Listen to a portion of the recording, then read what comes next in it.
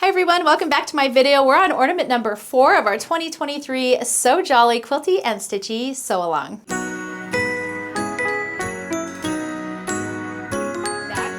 So if you missed the previous ornaments, make sure to go back and watch. Ornament number 1 has a lot of information about how I prepared my fabric and all that good stuff. But you can also find information below this video in the description below as well. If you missed the previous ones, the patterns we're talking about today are So Jolly Stitchy and Quilty ornaments. They look like this. If we have any kits available, the Stitchy ones are listed in my store. The Quilty ones are listed in Catching Stitches store. I'm not sure if we have any left at this point, but you can definitely check. And then of course, we are all sewing and stitching along in our Facebook group and on social media, so make sure you join there and post your progress and pics there. All right, let's dive right in to ornament number 4. Ornament number 4 is this cute little fat quarter bundle with some charm packs or mini charms, however you want to look at it, sitting there on the side on top of a red tray cake stand. Super cute. I did a white bow tying those fat quarters all together. This one actually uses a stitch called a half stitch. So when you're cross stitching, you basically make 2 stitches to make your X. You make stitch number 1 and stitch number 2. The sides of these, I wanted to kind of look like the little fabrics were sort of rounded. So on the edges, I just did a half stitch. So I did a half stitch going this way on the top stitch, and then on the stitch below it, I did a half stitch going this way. And so instead of finishing off that X, I just did 1 stitch, which is a half stitch. If you want, you can also do like a little quarter stitch right here. So instead of doing a full stitch, you would just do a half, and that'll kind of fill in your little corner here. I don't know that I found that necessary on these, but you definitely can do it if you think that it looks better. But hopefully you can see there that those edges the fabrics don't look square. They hopefully look like they're kind of curved on the edges on these big ones. The little ones are just plain square stitches, so nothing fancy there. Like all my other ornaments, these are finished on tins from Fat Quarter Shop and the round peel and stick board from Fat Quarter Shop as well.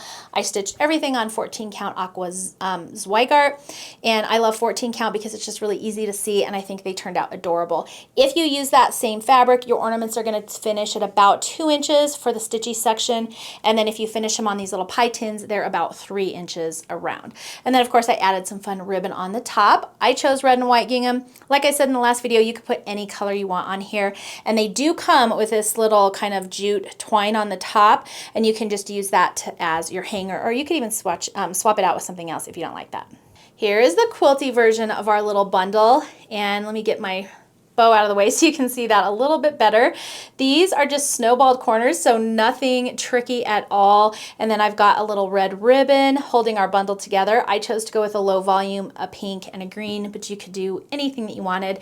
And then I still used that blue kind of aqua-y background just so that it matches our stitchy ones. I also, of course, added our little ribbon on top, our rickrack hanger, finished it the exact same way as the other ornaments that I've already showed, and these ornaments finish at about 4 by 4. My fabric is actually a mix of prints. I pulled a lot of these from my stash, so some of it's Bonnie and Camille. This little low volume right here is from Sweetwater, and the green is from Fig Tree. And then my blue aqua background is actually from a Pam Kitty morning line that I've had in my stash forever. They don't make it anymore, so you can't get it, but there's lots of aqua fabrics out there. Lighthearted by Camille Ross Kelly would be a great option for this, and that might have even been what Carrie put in the Catching Stitches kits. So any aqua that you can find.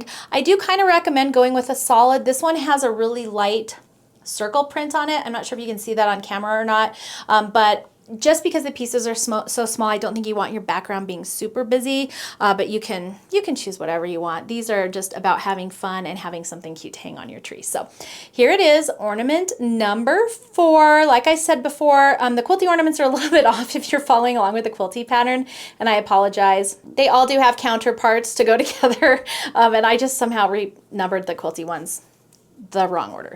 But I wanted to show the ones that coordinate together on the videos for each day. So that is our video for today for ornament number 4. If you are sewing along or stitching along, make sure to post your progress in our Facebook group so we can all see what you're making. You can also tag me on social media, and if you don't have any of that and you just want to send pictures, I would love to see them. You can email me at erica@confessionsofahomeschooler.com.